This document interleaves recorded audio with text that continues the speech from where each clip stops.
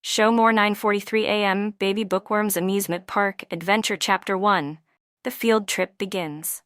It was a sunny morning when Baby Bookworm's class arrived at Sunnyvale Amusement Park.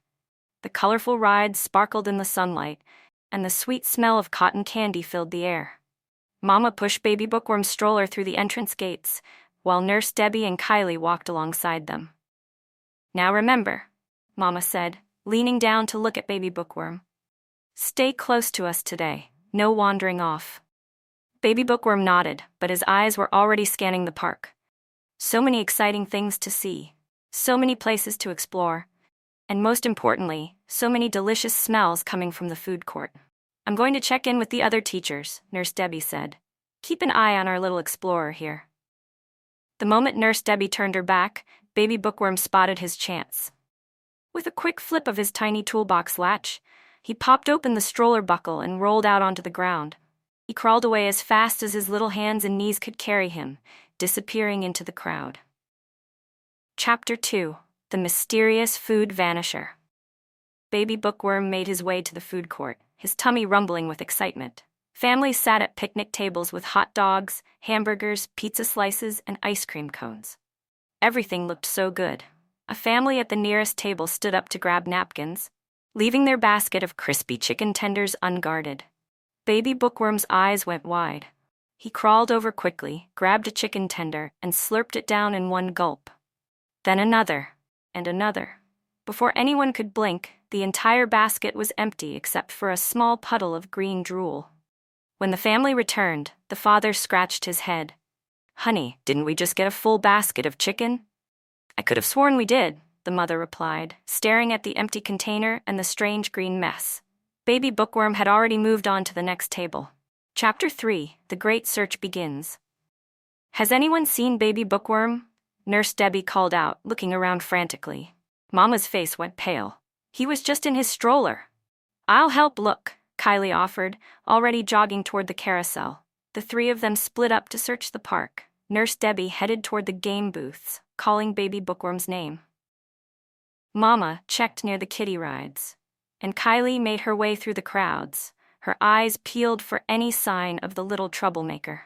Meanwhile, Baby Bookworm was living his best life at table after table. A family stepped away to take a photo, and their nachos disappeared in seconds. A couple went to refill their drinks, and their pizza slices vanished.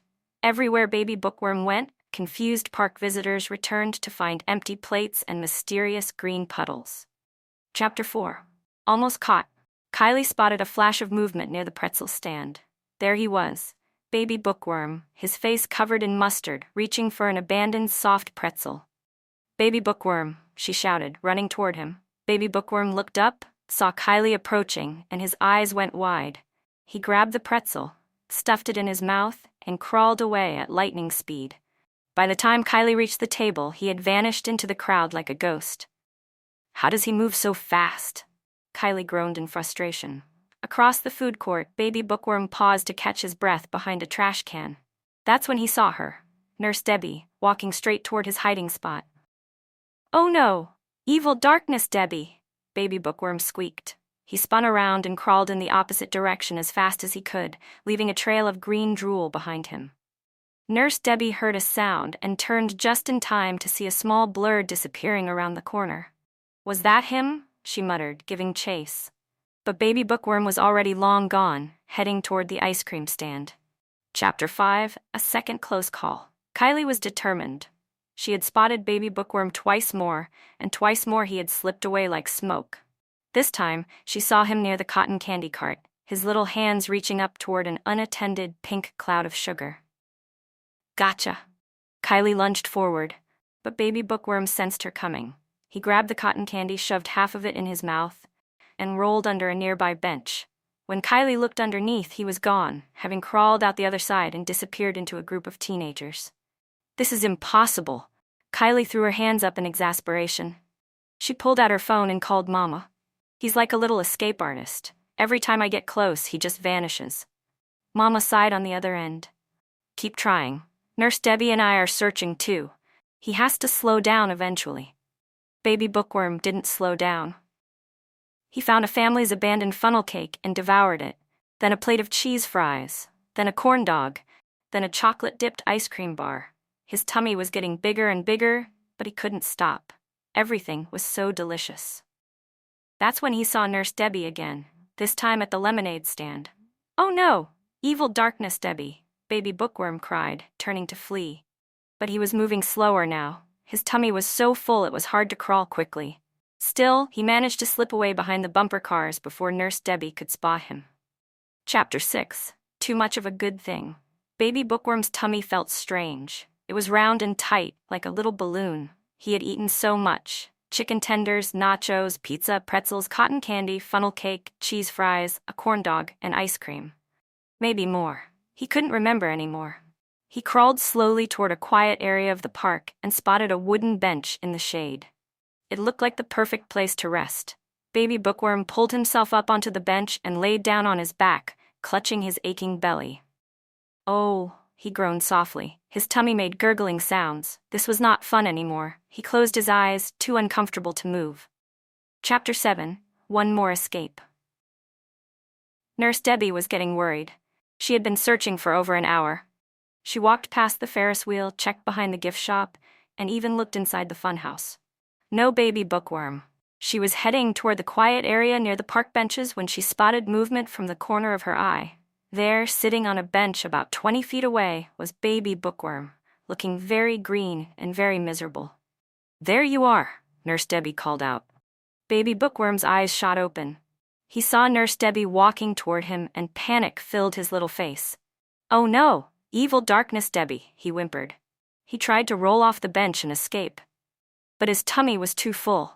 He barely made it to his hands and knees before he collapsed back onto the bench, groaning. Nurse Debbie walked closer, her expression a mix of relief and exasperation. "Oh, Baby Bookworm, what have you gotten yourself into?" Chapter 8. Finally found. Nurse Debbie scooped up the groaning Baby Bookworm and immediately noticed his swollen tummy. "What did you eat?" she asked, but Baby Bookworm could only moan in response. She called Mama and Kylie. "I found him. He's near the benches by the petting zoo." Within minutes, Mama and Kylie arrived, both looking exhausted and relieved. "Oh, my little bookworm," Mama said, gently rubbing his back. "What did you do?" Kylie looked at Baby Bookworm's green face and round belly. "I think he ate half the food court." "More than half, from the looks of it," Nurse Debbie said, shaking her head. Chapter 9. Maximum Security Stroller Lockdown. Mama placed Baby Bookworm back in his stroller, but this time things were different. Nurse Debbie pulled out a special device from her bag, a glowing, dome-shaped force field generator. "Not this time, little escape artist," Nurse Debbie said, clicking the device onto the stroller.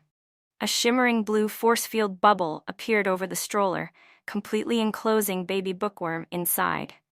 He pressed his little hands against it, but there was no getting out. "And I'll be taking this," Nurse Debbie added, reaching in through a small opening to confiscate Baby Bookworm's precious toolbox. "No more escape tools for you today." Baby Bookworm's eyes filled with tears, but he was too full and too tired to protest. He slumped back in the stroller, defeated. "Good," Mama said firmly. "Now he'll stay put." Chapter 10. The Exit. As they made their way toward the park exit, Baby Bookworm sat in his stroller prison, still clutching his aching belly. The force field hummed softly around him. They passed the food court one last time, and several families pointed at Baby Bookworm as they walked by. "That's the one," a man said. "That's the food bandit." "My chicken tenders," a child wailed. "Our nachos just disappeared," another family added. Mama walked faster, her face turning red with embarrassment. Kylie tried not to laugh. Nurse Debbie just shook her head. As they reached the parking lot, Baby Bookworm let out an enormous burp that echoed across the pavement. The force field bubble wobbled from the vibration. Everyone stopped and stared. Baby Bookworm blinked innocently, then gave a weak little smile. "Well," Kylie said, finally bursting into laughter, "at least he enjoyed his field trip." Mama sighed but couldn't help smiling. "Let's go home. And next time, we're definitely bringing more snacks." As they loaded the stroller into the car, Baby Bookworm looked back at the amusement park one last time. It had been the best and worst day ever. His tummy hurt, he'd lost his toolbox, and he was trapped in a force field. But he'd also eaten more delicious food than any Baby Bookworm had ever eaten before. Totally worth it, he thought, as his eyes slowly closed and he drifted off to sleep, dreaming of chicken tenders and cotton candy. The end.